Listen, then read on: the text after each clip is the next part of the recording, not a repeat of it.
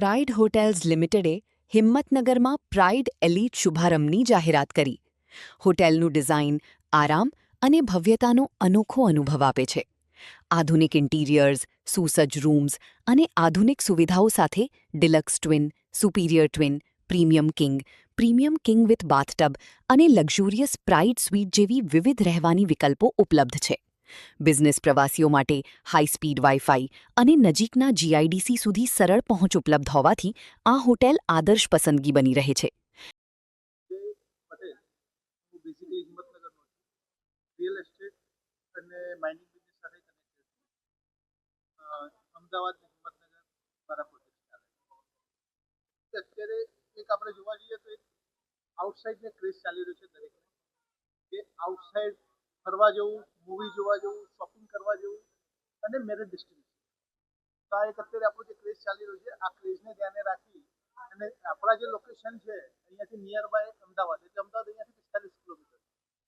તો 45 કિલોમીટર જેટલા ખૂબ ઓછા અંતરમાં એક જ જગ્યાએ મોલ, આઉટલેટ, સિનેમા, હોટેલ અને સાથે સાથે પાર્ટી પ્લોટને લોન, તો આ બધું જ આપણે અહીંયા ડેવલપ કર્યું છે, જેથી કરીને વેડિંગ ડેસ્ટિનેશન માટે પણ કોઈને આવવું હોય તો આવી શકાય. સેટરડે સન્ડે હોલિડેઝમાં ફેમિલી સાથે શોર્ટ ટૂર કરવી હોય તો આવી શકીએ. સાથે મૂવી પણ છે, તો મૂવી જોઈને મૂવીની એનએક્સટી સિનેમા ખૂબ સારું સિનેમા બનાવ્યું છે આપણે, જેને અહીંયા ગુજરાત સરકાર દ્વારા આપણને બેસ્ટ સિનેમા ઓફ ધ યરનો એવોર્ડ પણ આપણને આપવામાં આવેલો છે. એક લેવલનું સિનેમા પણ બનાવ્યું છે. અને આઉટલેટ છે, ફેક્ટરી આઉટલેટ. તો ફેક્ટરી આઉટલેટમાં બધા ઓલ કિડ્સ, વુમન્સ, મેન્સ બધાની શોપિંગ કરી અને એ પણ એક આઉટિંગનું મજા લઈ શકે.